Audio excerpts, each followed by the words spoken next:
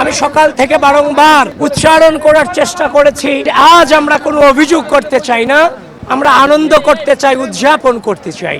প্রিয় সাংবাদিক বৃন্দ, ইতিমধ্যেই রোকেয়া হল সম্পর্কে একটা ঘোরতর অভিযোগ আমাদের কাছে এসেছে এবং আমি রোকেয়া হলের ভিতরে চিফ রিটার্নিং অফিসার কর্মকর্তার অনুমতি নিয়ে প্রবেশ করেছি এবং সেই ঘটনার সত্যতা আমি পেয়েছি। একজন শিক্ষার্থী, তাকে যখন ব্যালট দেওয়া হয়েছে, সে যখন ব্যালট নিয়ে গিয়েছে ভোট কেন্দ্রে, বুথে প্রবেশ করেছে, তারপর গিয়ে দেখতে পেল সাদিক কায়েম এবং ফরহাদের ব্যালটে আগে থেকেই ক্রস চিহ্ন দেওয়া আছে।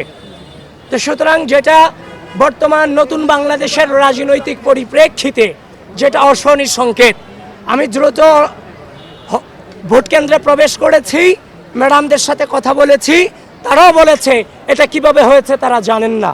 তো সব কিছু মিলিয়ে ঘটনার সত্যতা আছে, আপনারা প্রপার ইনভেস্টিগেশন আপনারা আপনাদের জায়গা থেকে করবেন এবং অনাবাসিক শিক্ষার্থীদেরকে আহ্বান করছি, প্রিয় ঢাকা বিশ্ববিদ্যালয়ের শিক্ষার্থীবৃন্দ, বাংলাদেশের স্বাধীনতা, বাংলাদেশের সার্বভৌমত্ব, এই বিশ্ববিদ্যালয়ের শিক্ষার্থীদের মানবাধিকার এবং এই বিশ্ববিদ্যালয়ের শিক্ষার্থীদের মত প্রকাশের স্বাধীনতাকে যেন কেউ মত প্রকাশের স্বাধীনতাকে অক্ষুণ্ণ রাখতে আপনাদের স্বতঃস্ফূর্ত উপস্থিতি একান্তই কাম্য।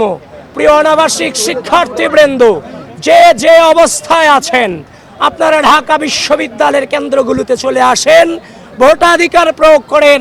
এদেশের মানবাধিকার, বাক স্বাধীনতা এবং বাংলাদেশের স্বাধীনতা সার্বভৌমত্বের চেতনাকে অক্ষুণ্ণ রাখবার জন্যে আপনাদের ভোটাধিকার প্রয়োগ একান্তই গুরুত্বপূর্ণ।